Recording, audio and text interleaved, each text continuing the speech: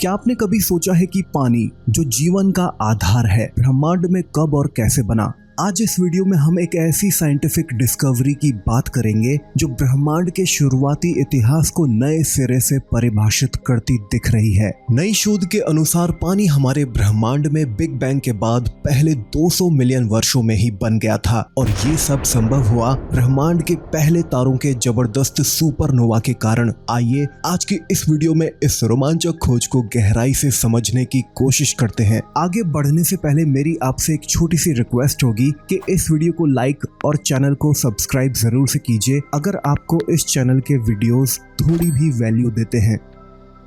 यह खोज nature astronomy में प्रकाशित एक रिसर्च पेपर पर आधारित है। इस स्टडी का नेतृत्व किया है university of Portsmouth United kingdom के डॉक्टर डैनियल वेलन ने। उनकी टीम ने कंप्यूटर सिमुलेशन के जरिए पता लगाया कि ब्रह्मांड के पहले तारों के सुपरनोवा विस्फोटों ने पानी बनाने के लिए जरूरी तत्व पूरे ब्रह्मांड में फैलाए। यह पहली बार है जब शुरुआती ब्रह्मांड में पानी के निर्माण का मॉडल तैयार किया गया है। पोर्ट्समाउथ विश्वविद्यालय के अनुसार यह खोज दर्शाती है कि जीवन के लिए जरूरी तत्व ब्रह्मांड में बहुत जल्दी मौजूद थे। बिग बैंग के बाद हमारा ब्रह्मांड मुख्य रूप से हाइड्रोजन और हीलियम गैस से भरा था। ये गैसें हर जगह बिखरी नहीं रहीं। ये डार्क मैटर जाल जैसे ढांचों पर इकट्ठा हुई। डार्क मैटर वो चीज है जो हम देख नहीं सकते, लेकिन इसका गुरुत्वाकर्षण काम करता है। ये डार्क मैटर फिलामेंट्स यानी धागों की तरह की संरचनाओं में था। जहां ये धागे मिलते थे यानी चौराहों पर, वहां ग्रेविटी की वजह से ये गैसें जमा हो गईं। जहां घनत्व बढ़ने पर पहले तारे बने। ये तारे हमारे सूर्य से 300 गुना तक ज्यादा मैसिव थे, बहुत गर्म थे और अपने ईंधन को जल्दी जला देते थे। ये तारे गैलेक्सियों में नहीं थे क्योंकि उस समय गैलेक्सियां अभी नहीं बनी थीं। इन तारों की उम्र बहुत कम हुआ करती थी।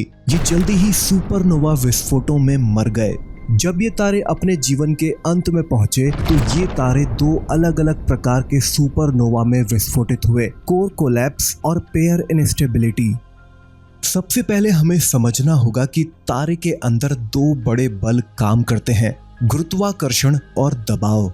गुरुत्वाकर्षण तारे को हर पल हमेशा सिकोड़ने की कोशिश करता रहता है, वहीं दबाव गुरुत्वाकर्षण के उलट तारे को फैलाए रखने की कोशिश करता है। जब ये दोनों बल संतुलन में रहते हैं तो तारा स्थिर रहता है। केंद्र में फोटॉन्स इस दबाव को बनाए रखने में मदद करते हैं। इस तरह का सुपरनोवा उन तारों में होता है जो सूर्य से कम 8 से 10 गुना भारी होते हैं। जैसे जैसे तारा बूढ़ा होता जाता है उसके कोर में हाइड्रोजन खत्म होती जाती है। फिर यह अपनी कोर में हाइड्रोजन और हीलियम से भारी तत्वों को फ्यूज करना शुरू करता है, जैसे कार्बन, ऑक्सीजन और आखिर में लोहा।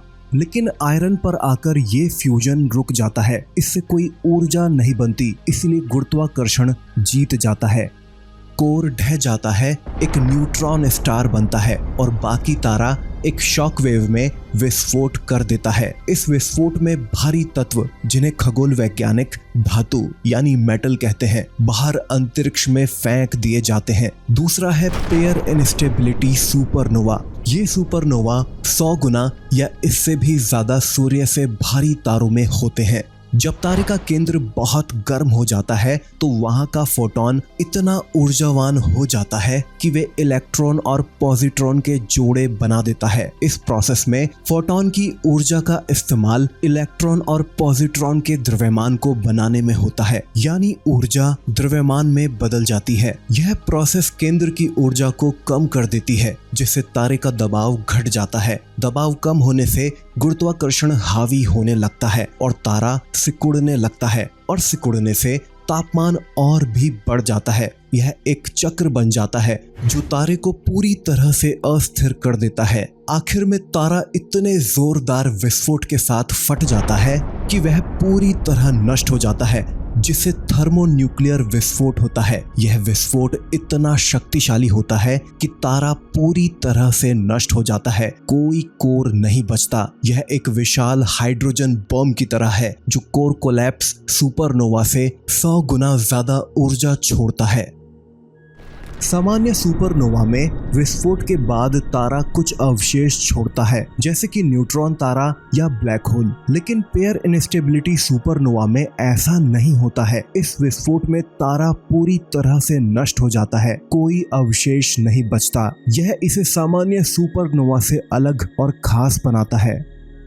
इन विस्फोटों से निकले पदार्थ, जिनमें ऑक्सीजन जैसी धातुएं थी, आसपास की हाइड्रोजन गैस के साथ मिले। सिमुलेशन से पता चलता है कि ये पदार्थ छोटे छोटे घने बादलों में इकट्ठा हुए, जो गुरुत्वाकर्षण से बंधे थे। धातुओं ने इन बादलों को ठंडा किया, जिससे ऑक्सीजन और हाइड्रोजन मिलकर पानी बना। दोनों सुपरनोवा ने पानी बनाया, लेकिन पेयर इनस्टेबिलिटी सुपरनोवा ज्यादा प्रभावी थे। उनके विस्फोटों में ज्यादा अशांति थी, जिससे ऐसे बादल बने और हाई प्रेशर व टेम्परेचर ने ज्यादा धातुएं बनाई। नतीजतन ये सुपरनोवा सिर्फ 30 लाख वर्षों में पानी बना देते थे, जबकि कोर कोलैप्स सुपरनोवा को 3 से 9 करोड़ वर्ष लगते थे।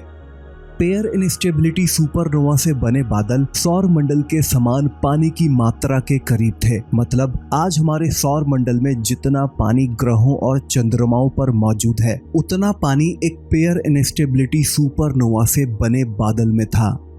जबकि दूसरी तरफ अगर कोर कोलैप्स सुपरनोवा की बात करें, तो इससे जो बादल बने थे, उनमें पानी की मात्रा आज की हमारी आकाशगंगा के बादलों से 10 से 30 गुना तक ज्यादा थी। मतलब अभी जो बादल हमारी आकाशगंगा में मौजूद हैं, उनमें जितना पानी है, उसकी तुलना में कोर कोलैप्स सुपरनोवा के बाद बने बादलों में पानी की मात्रा कहीं ज्यादा थी। ये अंतर बहुत बड़ा है और ये दिखाता है कि इन बादलों में पानी की भरमार थी।